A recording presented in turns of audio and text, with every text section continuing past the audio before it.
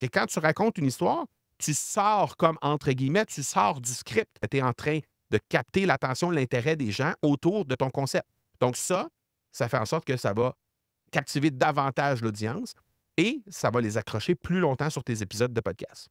La troisième chose que ça va te permettre de faire, c'est de ramener tout ce qui est complexe à du familier. Parce qu'une notion complexe, je reviens à mon prof de chimie, je reviens à Denis.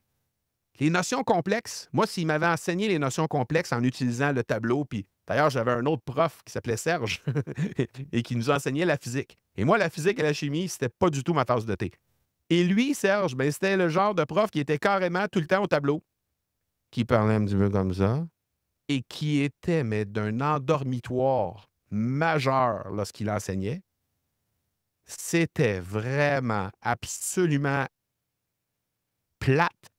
Ça n'avait aucun bon sens comment les cours pouvaient être ennuyants. Et en plus, quand il écrivait au tableau, c'était des petites pattes de mouche. Là, ça n'avait aucun sens. Ça prenait quasiment un cours en soi pour réussir à décrypter ce qu'il inscrivait au tableau. Ça n'avait aucun bon sens.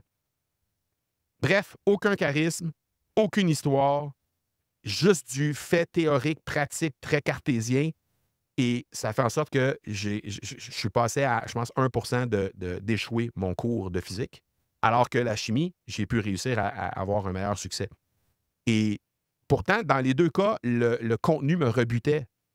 Sauf que comme le prof de chimie, Denis, avait réussi à amener ça à travers des exemples concrets, des histoires de la vie de tous les jours, ça me permettait de passer de quelque chose qui était extrêmement complexe à quelque chose de familier, à me faire des images mentales pour être capable de comprendre où je m'en allais avec le truc par la suite.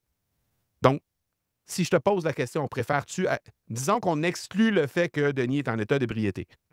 Est-ce que tu préfères être un Denis ou un Serge tout à fait ennuyant qui fait juste nous raconter des trucs très cartésiens, très rudimentaires sur qu'est-ce qu'on doit comprendre de ce qui est à enseigner sur l'épisode? Ou plutôt, si tu préfères être quelqu'un qui est plus divertissant, qui permet d'amener la compréhension de meilleure façon et qui vulgarise de meilleure façon.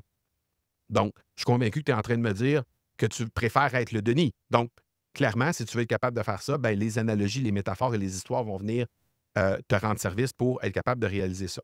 Ensuite, utiliser des exemples pratiques parce que, encore une fois, ça rend tout ça encore plus pertinent et ça rend tout ça encore plus tangible.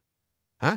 Quand il nous servait des exemples de chimie et qu'il rendait ça avec des exemples pratiques de la vie de tous les jours, qu'est-ce qu'on pouvait utiliser? Bien, il est en train de nous rendre ça tangible. On pouvait réaliser que dans la vie de tous les jours, on pouvait utiliser ces trucs-là de chimie qui est en train de nous enseigner et qu'on en avait besoin ou que c'était quelque chose qui était en train d'être effectué ou qu'on faisait à chaque jour. Mais on comprenait le pourquoi ça se passait comme ça.